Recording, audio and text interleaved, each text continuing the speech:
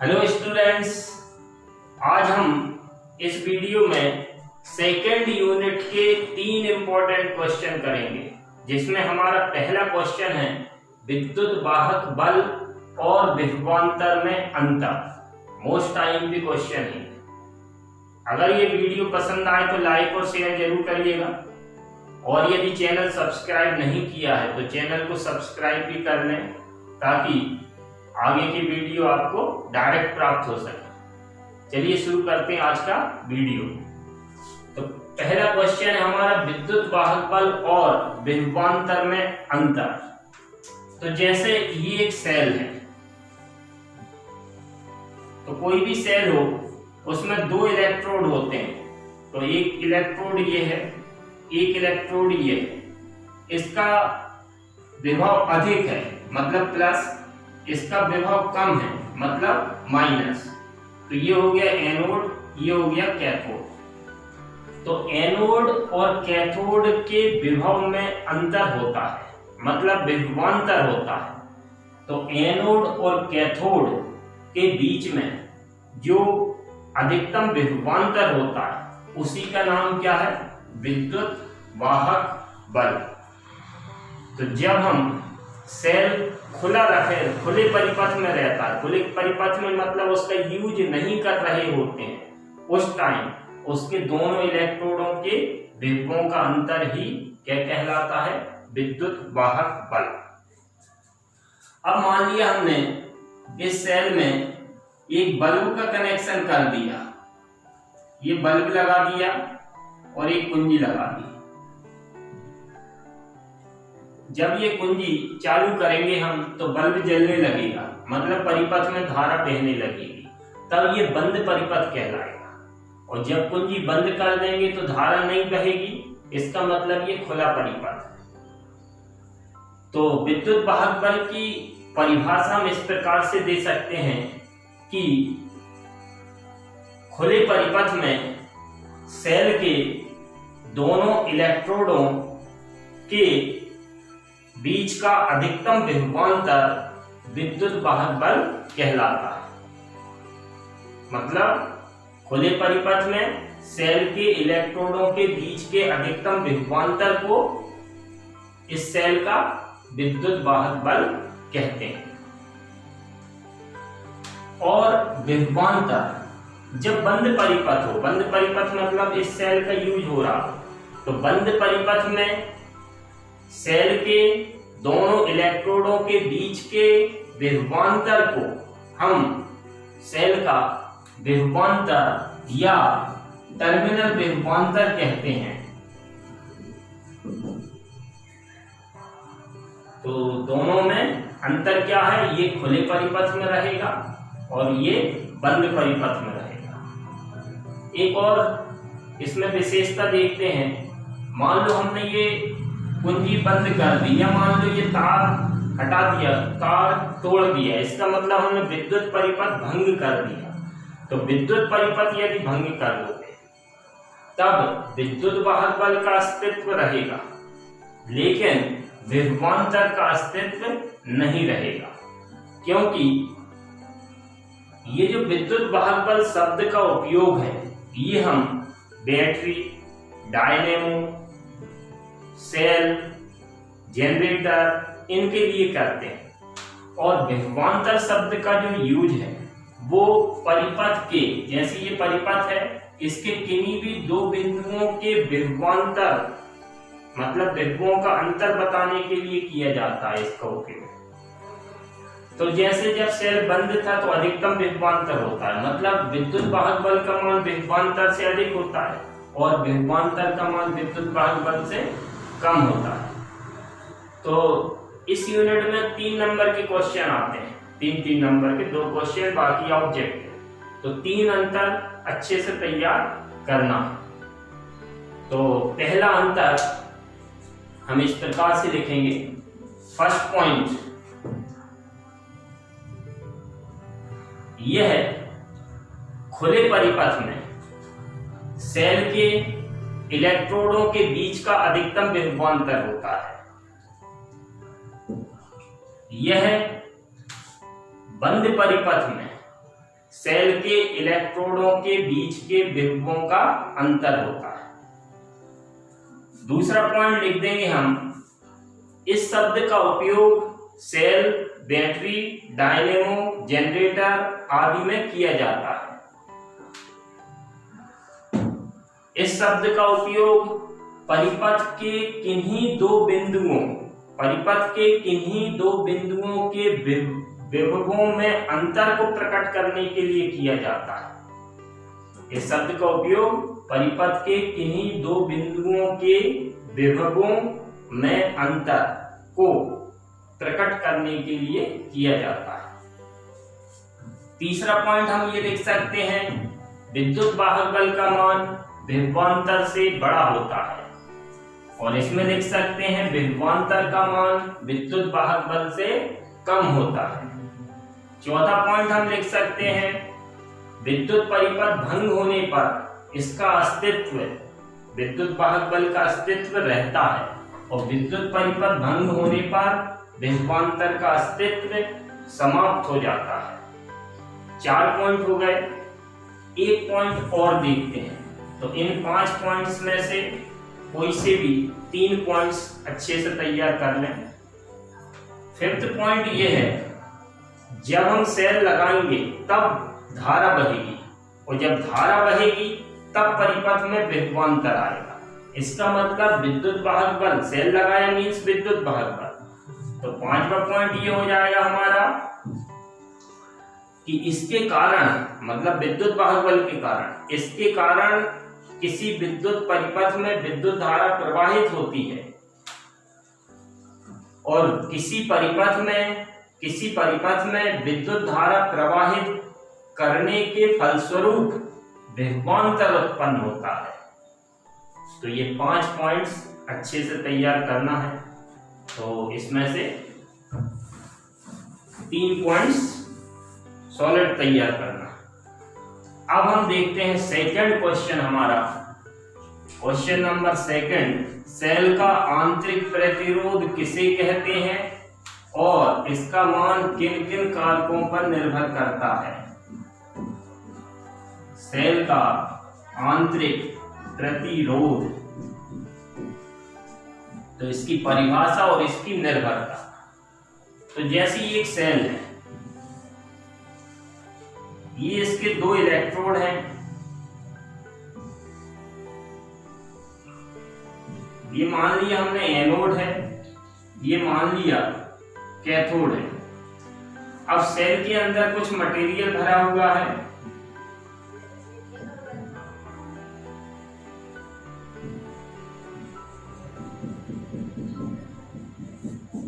ये जो अंदर भरा रहता है सेल के, इस मटेरियल का नाम है विद्युत अपघट्य।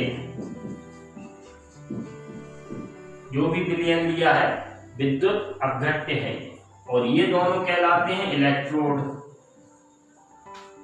ये है बर्तन। तो 3 चीजें रहती हैं सेल में। अब जब हम इस सेल का यूज करेंगे, मान लो एक बल्ब लगा दिया,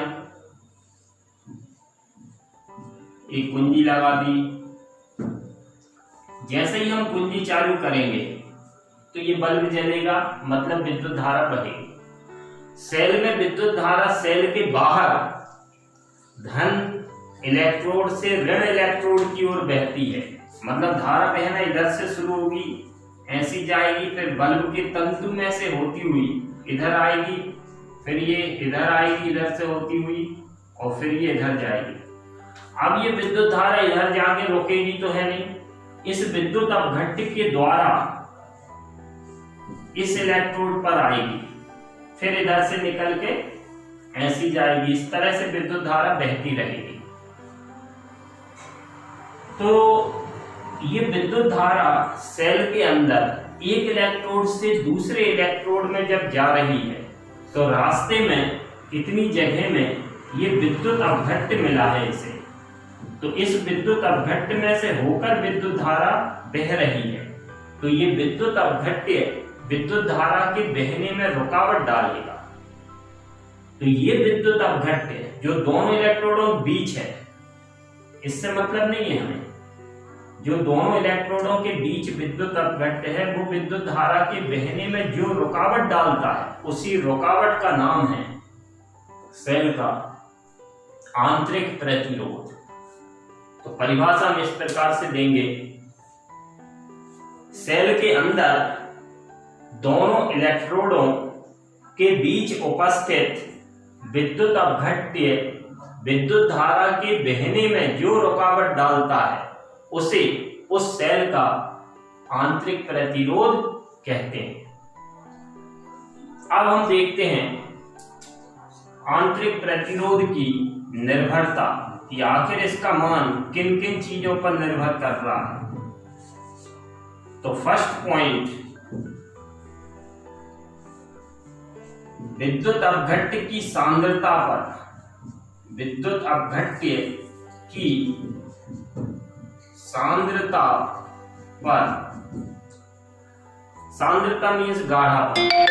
तो जैसे ये विद्युत अपघट्य है, अगर ये ज्यादा सांद्र होगा मतलब गाढ़ा होगा तो रुकावट ज्यादा डालेगा, और विद्युत अपघट्य की सांद्रता कम है मतलब ये पतला है तो रुकावट कम होगी।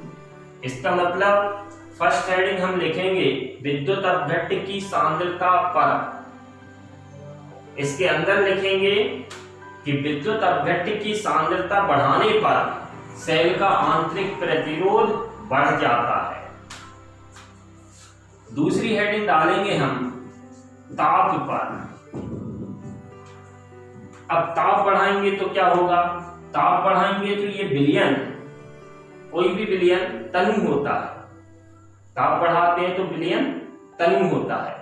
तो ताप बढ़ाएंगे तो ये विद्युत अपघट्य की सांद्रता कम होगी, और सांद्रता कम होगी तो रुकावट कम होगी, रुकावट मतलब आंतरिक प्रतिरोध। तो इसके अंदर हम लिखेंगे विद्युत अपघट्य का ताप बढ़ाने पर सेल का आंतरिक प्रतिरोध कम हो जाता है। क्यों हो जाता है? क्योंकि सांद्रता कम होगी। तीसरा पॉइंट, इलेक्ट्रोडों के बीच की दूरी पर,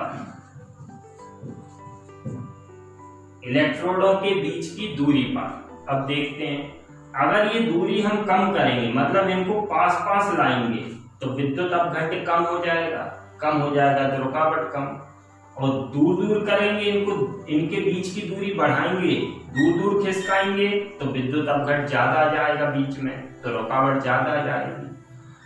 तो दूरी पर किस प्रकार निर्भर है ये, तो इसके अंदर हम लिख देंगे मैटर कि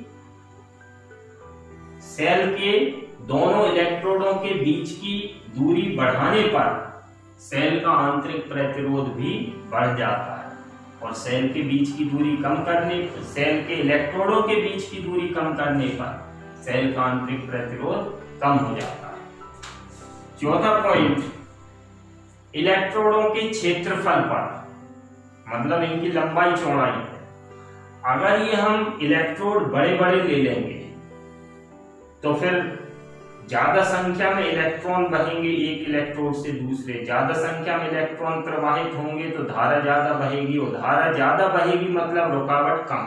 धारा और प्रतिरोध एक दूसरे के व्युत्क्रमानुपाती होते हैं। तो चौथी हेडिंग है हमारी इलेक्ट्रोडों के क्षेत्रफल पर। तो इसके अंदर क्या लिखना है, दोनों सेल के इलेक्ट्रोडों का क्षेत्रफल बढ़ाने पर सेल का आंतरिक प्रतिरोध कम हो जाता है। ये हमारी 4 पॉइंट्स निर्भरता है। अब हम तीसरा इंपॉर्टेंट क्वेश्चन करेंगे जिसका नाम है सेल के आंतरिक प्रतिरोध के लिए व्यंजक। आंतरिक प्रतिरोध को स्मॉल r से दर्शाते हैं, तो r के लिए सूत्र की स्थापना या r के लिए व्यंजक, या फिर इस क्वेश्चन को एक प्रकार से और पूछते हैं एग्जाम में, विद्युत वाहक बल, विभवांतर और सेल के आंतरिक प्रतिरोध में संबंध स्थापित कीजिए। तो विद्युत वाहक बल को कैपिटल E से दर्शाते हैं, विभवांतर को V से और आंतरिक प्रतिरोध को R से। तो इनमें संबंध, तो एक ही मतलब है। अगर वो इन तीनों संबंध पूछेंगे तब भी हमें यही करना है, आंतरिक प्रतिरोध के लिए व्यंजक या सूत्र। तो इसके लिए हम एक सेल लेते हैं। मान लिया ये एक सेल है, इसमें ये प्लस है एनोड है, ये माइनस है कैथोड है। इस सेल का विद्युत वाहक बल कैपिटल ई है और आंतरिक प्रतिरोध स्मॉल आर है। यह सेल किसी बाह्य प्रतिरोध कैपिटल आर से जुड़ा हुआ है।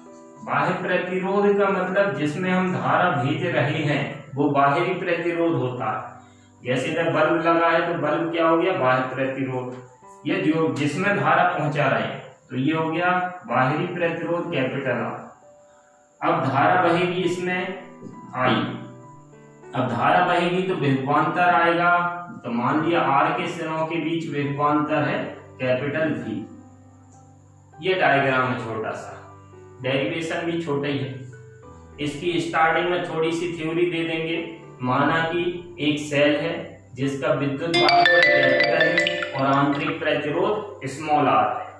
यह सेल बाह्य प्रतिरोध कैपिटल आर में विभवांतर V पर आई विद्युत धारा प्रवाहित करता है। अब हम एक सूत्र लगाएंगे, परिपथ में बहने वाली विद्युत धारा बराबर कुल विद्युत वाहक बल बटे कुल, ये सूत्र भी ओम के नियम से आया। ओम के नियम क्या होता है, आई बराबर V बटे आर। तो V मीन्स विभवांतर और विभवांतर मीन्स विद्युत वाहक बल और बटे में लिखना है कुल प्रतिरोध। तो विद्युत धारा मीन्स आई, कुल विद्युत वाहक बल, एक ही सेल है तो कैपिटल ई अपॉन कुल प्रतिरोध। बाहर का प्रतिरोध आर है और अंदर का स्मॉल आर है, तो टोटल प्रतिरोध हमारा हो गया कुल प्रतिरोध आर प्लस आर, समीकरण नंबर 1। अब हम ओम के नियम से लिखेंगे फिर से। तो आई बराबर होता है ओम के नियम से V अपॉन आर, इसको दे देंगे समीकरण नंबर 2। समीकरण 1 और समीकरण 2 दोनों की तुलना करेंगे। LHS बराबर है तो RHS भी बराबर होंगे, या ऐसा भी समझ सकते हैं समीकरण 2 से I का मान समीकरण 1 में रखने पर, तो I की जगह क्या रख दें, V अपॉन आर। तो हमें मिलेगा V upon R equal E upon R plus R. अब हम त्रियक गुणा करेंगे तो V का गुणा R प्लस R में होगा, तो VR प्लस VR इक्वल क्या, ER। हमें मान निकालना है आंतरिक प्रतिरोध का, तो इसको उधर ले जाएंगे तो VR equal ER minus VR। RHS में कैपिटल R कॉमन दिख रहा है माइनस V। अब स्मॉल r की वैल्यू चाहिए तो small r equal capital R E minus V upon, ये V अपॉन में चला जाएगा तो small r equal capital R, ये V का डिवाइड कर दो तो E upon V minus V upon V, दोनों के अपॉन में लिख दिया। V से V कैंसिल हुआ, small r equal capital R E upon V minus 1। ये हमारा आंतरिक प्रतिरोध के लिए व्यंजक या सूत्र है। अगर ये वीडियो पसंद आया हो तो बेल आइकॉन जरूर प्रेस करें ताकि अगला वीडियो आपके पास तुरंत पहुंचे। Thank you.